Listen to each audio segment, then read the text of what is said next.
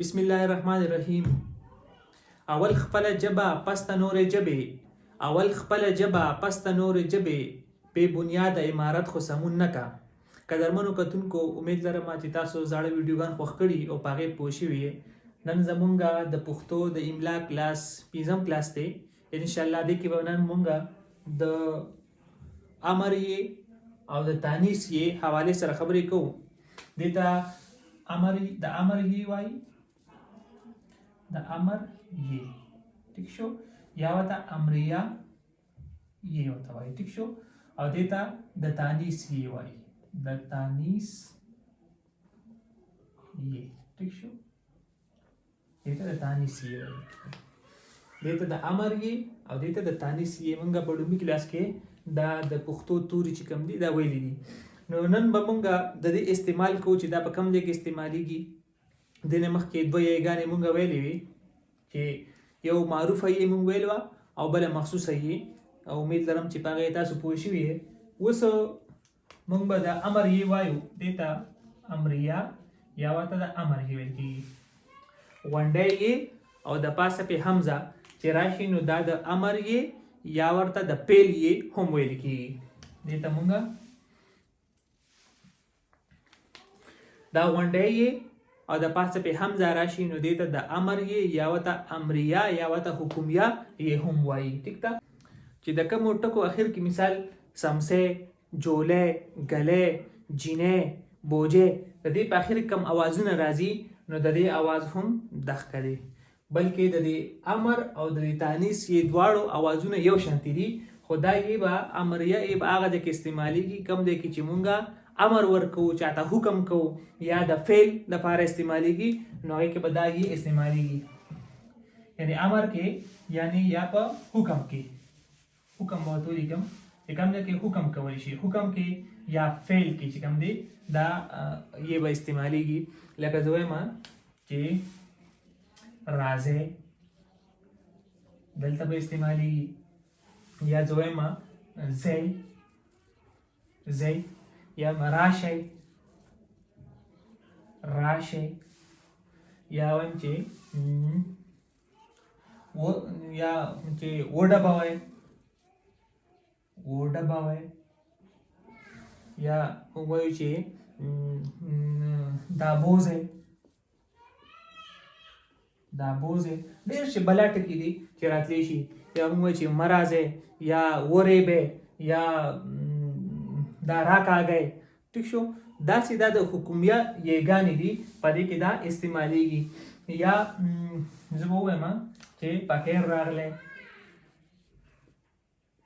پخیر راغلی. ټیک شو. دلته هم بعضې کسان به وایي چې دلته کې خو دلته ولې استعمالیږي؟ دلته ځکه استعمالیږي دلته فعل راتله دي، دلته کې کار دی، د فعل استعمال شوی دی، نو ځکه دلته کې هم د امر یې استعمالیږي. زه خو وایي چې بخیر راغلی، دلته کې حکم یا امر نشته خو دلته کې دا فعل دی، نو په دې وجه باندې دلته کې امر یې استعمالیږي. داسې بلاشي ټکي دي که د دې مونږ استعمال وکړو یا د دې مونږ څه خبره وکړو نو هغه به داسې راشي چې مونږ وایو چې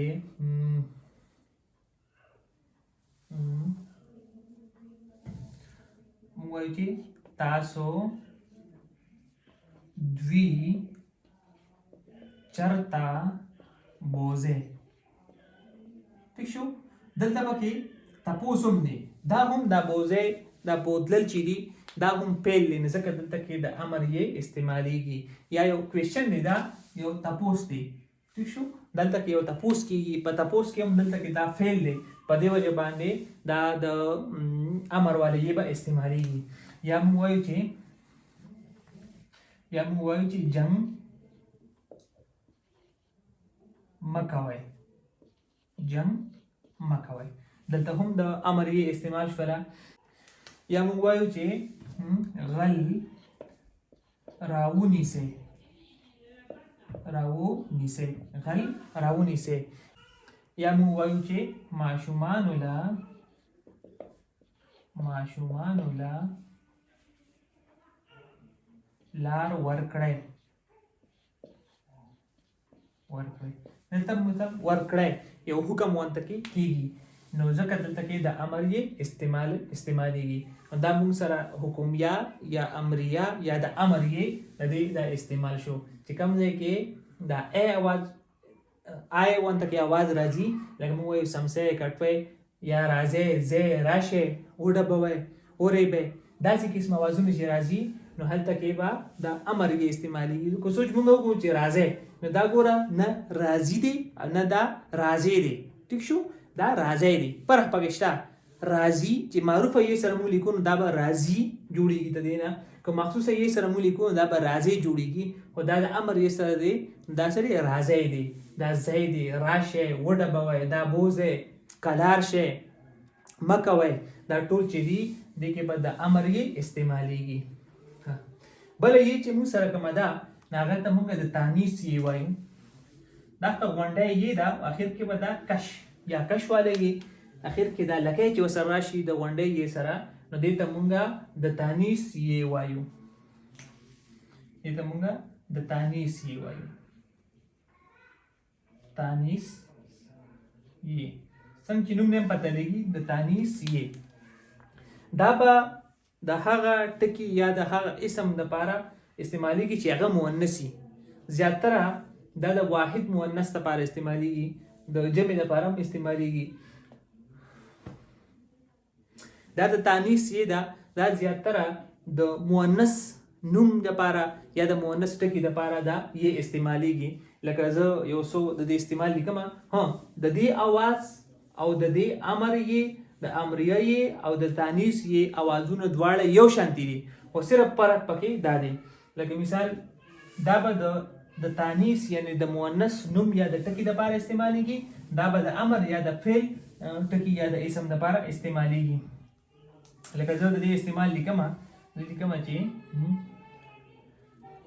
جینه شو اخر کې به دا لکه والی راځي.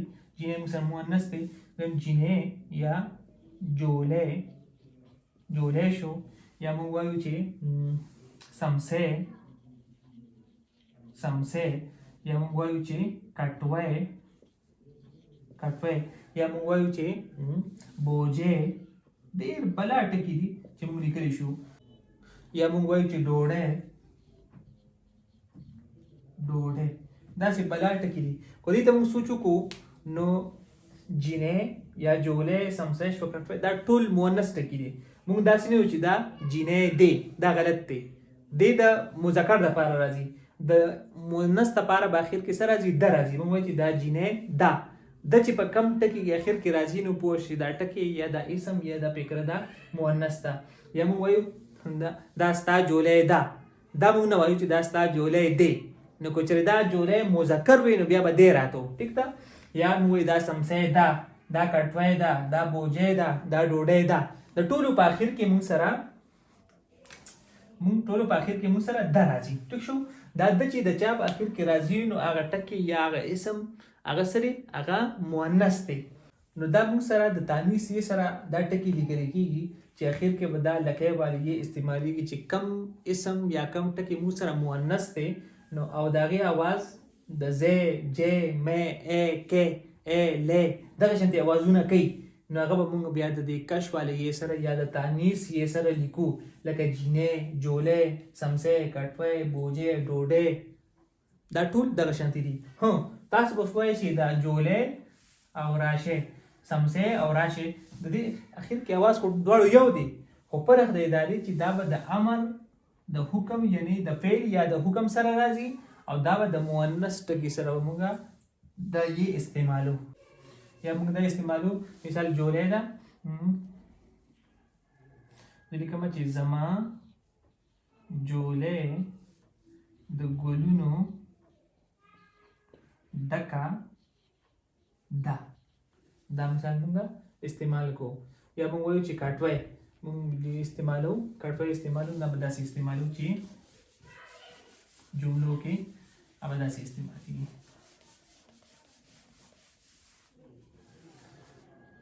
دا کټوي د لرګي دا ٹھیک شو.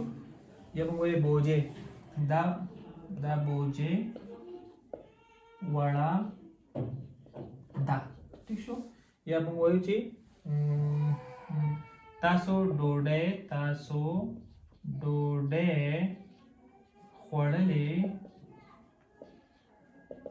خوړلې ده ٹھیک شو دا تاسو شو دلته کې هم ډوډۍ استعمال شو نو موږ دوه یګانې وې یو د امر یې او بل موږ د تانیث یې وې امر یې با کوم ځای کې استعمالیږي چې کوم ځای کې حکم شي یا فعل هلته کې به د امر یې استعمالیږي بل موږ د تانیث یې وې چې کم مؤنث نوم وي یا مؤنث ټکی وي هغې کې به د تانیث یې استعمالیږي لکه چینې جولې سمسې دا ټول مؤنث ټکي دي ځکه دلته کې د تانیث یې استعمالیږي یا موږ وایو راځئ راشئ وډبوئ ووخئ دا ټول امر دی یا فعل دی پکې نو ځکه دلته کې د امر یې استعمالیږي نو امید لرم چې تاسو په دې باندې پوه شوي او انشاءالله راتلونکي کلاس کې به موږ